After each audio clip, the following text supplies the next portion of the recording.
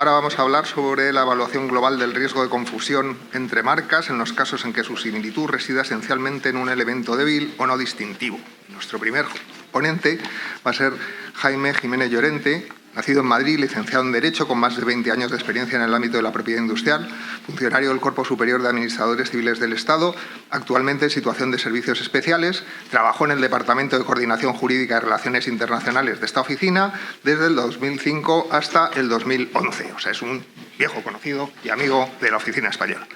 Y desde el 2011 al 2022 fue letrado en la Oficina Europea de Patentes. En calidad de tal, participó como miembro de las divisiones de examen y oposición en más de 80 vistas orales. Estuvo involucrado en la preparación de diversas reformas del Reglamento de Ejecución de la Convención Europea de Patentes y fue conferenciante habitual en eventos relacionados con el derecho europeo de patentes. Desde septiembre del 22 es miembro de la Cuarta Sala de Recursos de la EUIPO. Aquí nos va a hacer una primera presentación sobre este tema de la evaluación global y luego hablaré yo y hablará a continuación el ponente el magistrado Alberto Arribas y después ya pasaremos a debate y preguntas, ¿no? Bueno, adelante, Jaime.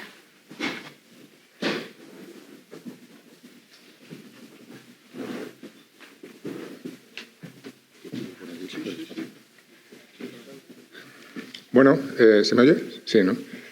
Muchas gracias, Luis, por la amable presentación. Muy buenas tardes a todos. Es para mí un placer también estar de vuelta en la OPM, que sigo sintiendo efectivamente como mi casa. Y también volver a participar en este foro ya casi institucionalizado con la comunidad madrileña de la propiedad industrial, se podría decir. Yo voy a hacer un breve repaso por algunas de las sentencias más recientes del Tribunal General en este ámbito, en aquellos casos en los que la similitud de las marcas reside en un elemento potencialmente débil, descriptivo o carente de distintividad. Estas son unas situaciones que se plantean fundamentalmente... He creado una nueva diapositiva. Ahora, ¿no? Bueno, estas son situaciones que se plantean en una serie de escenarios que hemos identificado en la oficina, el primero de los cuales es aquel en el que, aparte de la coincidencia en esos elementos débiles, pues existen en las marcas otros elementos verbales que sí que tienen una mayor distintividad. Son distintivos o que simplemente son más distintivos que los otros. Este es un buen ejemplo. Este es un caso de dos marcas que comparten el término North, pero que difieren estos elementos numéricos. Se solicitan para artículos idénticos. El tribunal consideró que efectivamente los elementos numéricos son normalmente distintivos y respecto del término North consideró que no era descriptivo del origen y de la finalidad de los productos. Los productos se refieren a prenda de vestir y calzado porque indican más una dirección que un lugar determinado. No obstante, el tribunal reconoció que en Europa, que es el marco de referencia para evaluar esto, es cierto que el norte es más frío que el sur. Por lo tanto, sí que se podía entender, si no bien distintivo, al menos alusivo de lo que es el origen y la finalidad de los productos, lo que afecta a su distintividad, que para el tribunal fue ligeramente inferior a la media. No baja, pero ligeramente inferior a la media, ¿no? En la medida en que North no es débil y que las marcas tienen una estructura muy semejante, compartiendo este término junto con un elemento numérico que además contiene el 6, el tribunal consideró que en este caso sí había riesgo de confusión. Este es otro caso análogo de dos marcas figurativas que tienen un elemento verbal estilizado, MH en un caso, MM en otro, que el tribunal consideró que era dominante en la impresión general de las marcas, y aparte un elemento, cuisine, que es potencialmente descriptivo. La sala consideró que no lo era porque para el público inglés de referencia esto solo tiene unas connotaciones en relación con un determinado estilo o forma de cocinar. Y los productos y servicios se refieren a muebles y accesorios de cocina, básicamente. No obstante, el tribunal consideró que para el público inglés también es descriptivo del espacio en el que se preparan las comidas, de las cocinas en sí. Y por lo tanto considero que era descriptivo, que tenía muy poco peso, debía tener poco peso en la comparación de los signos, porque además no era dominante de la impresión general de esta, ¿no? Entonces, en este caso, además, el tribunal consideró que las marcas se perciben principalmente de una manera visual y el hecho de que visualmente sean similares solo en un grado muy bajo hace que no exista un riesgo de confusión entre ellas. El segundo de los escenarios es aquel en el que no existen, aparte de los elementos coincidentes, otros que sean más distintivos. Este es un ejemplo, son dos marcas, figurativas ambas, aunque la anterior no lo parezca, en el que los elementos verbales son idénticos. Lo único que cambia es el orden, ¿no?, que está invertido. Y también cambia, lógicamente, la estilización de la marca impugnada, en el que la P de París está integrada en una especie de representación abstracta de un gallo, ¿no?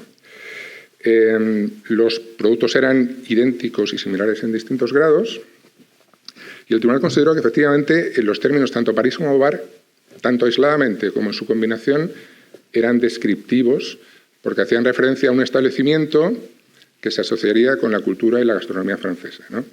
Y el gallo en cuestión, el tribunal consideró que no era mucho más distintivo porque reforzaba esta idea, esta conexión con Francia y París en particular. No obstante, consideró que era codominante en la impresión de la marca impugnada, ¿no? También en este caso considero que la impresión visual prima, porque en este tipo de establecimientos la marca se suele desplegar en el exterior de los establecimientos, también las cartas, ¿no? Y por eso el hecho de que considerara que la similitud visual era baja fue casi decisivo, junto con el escaso carácter distintivo de la marca anterior, para considerar que no había riesgo de confusión. Otro caso semejante, en este caso las marcas se solicitan para productos del tabaco y productos relacionados con su venta. Comparten el término king. Este término, respecto del público relevante, que en este caso es el público danés, se consideró que era laudatorio, elogioso, porque aparte de lo que es el significado literal de rey, en inglés tiene las connotaciones de considerar que hace referencia a que algo es el mejor en su campo o que es de una extraordinaria calidad, etc. Con lo cual se consideró que su distintividad era una distintividad muy reducida. Aroma se consideró descriptivo respecto de las características de los productos del tabaco, y el elemento figurativo de la corona se consideró que simplemente reforzaba el significado de king, transmitía el mismo mensaje, ¿no? En este caso, se consideró además que el elemento king no desempeñaba un rol distintivo autónomo en la marca impugnada, porque formaba una unidad de sentido con aroma. Es como el rey del aroma, ¿no?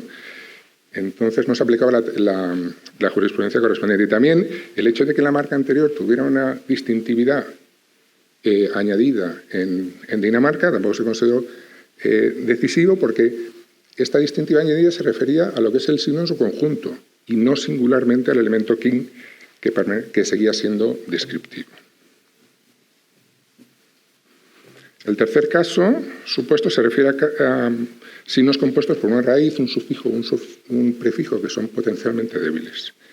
Estos casos son bastante complicados en general. El primero de ellos se refiere a estos signos que comparten el término sound.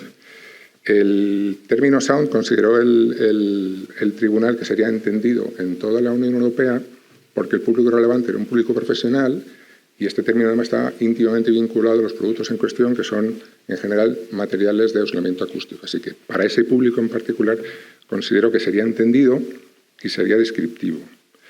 Aparte de eso, se consideró que el elemento figurativo de la marca impugnada incidía en el mismo mensaje y tenía igualmente un carácter distintivo muy reducido, ¿no? La marca anterior, por su parte, se consideró que tenía una distintividad algo por debajo de la media, porque el elemento adicional text era muy breve, ¿no? Y no terminaba de compensar la falta de distintividad de sound. De manera que se consideró que no había riesgo de confusión. En este caso, la posición se basó en la marca portuguesa anterior Centro de Frutología. En ambos casos se trataba de servicios relacionados con la educación en el ámbito culinario. Ese era un poco el ámbito coincidente entre los servicios de ambas marcas, ¿no? El tribunal consideró que el elemento centro de era claramente descriptivo, porque hacía referencia simplemente al establecimiento en el que se prestan los servicios.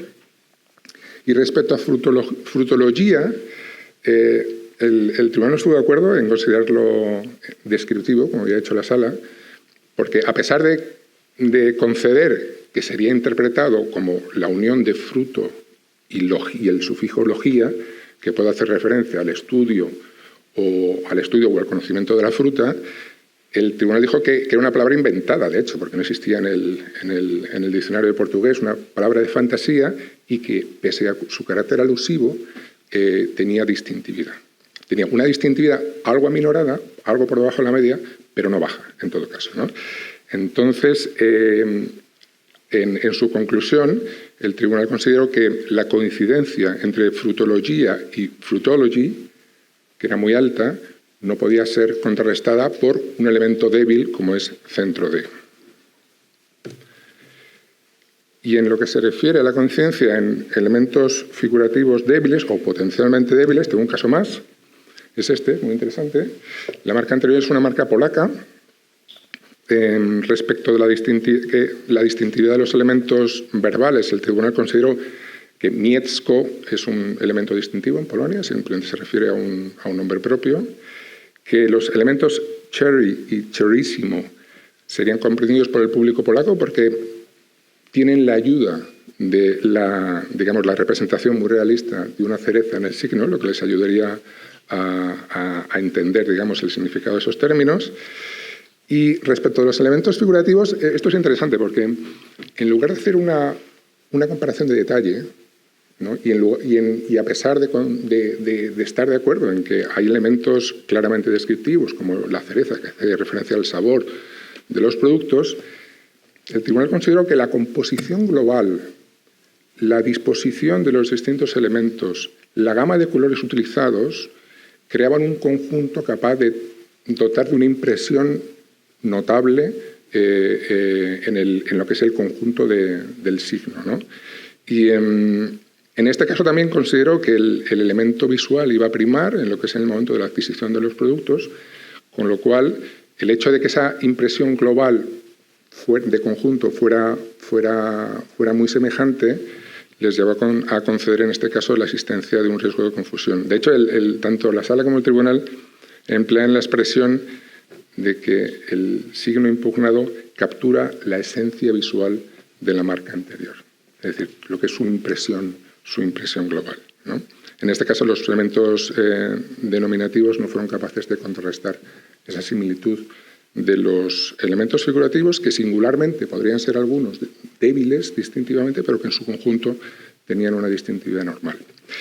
Y como solo tenía 10 minutos, estos son en principio lo que me ha dado tiempo de deciros sobre esos casos. Luego, afortunadamente, vamos a tener un coloquio y un turno de preguntas, así que si queréis ampliar o comentar sobre cualquiera de los detalles de estos casos, yo encantado. Gracias.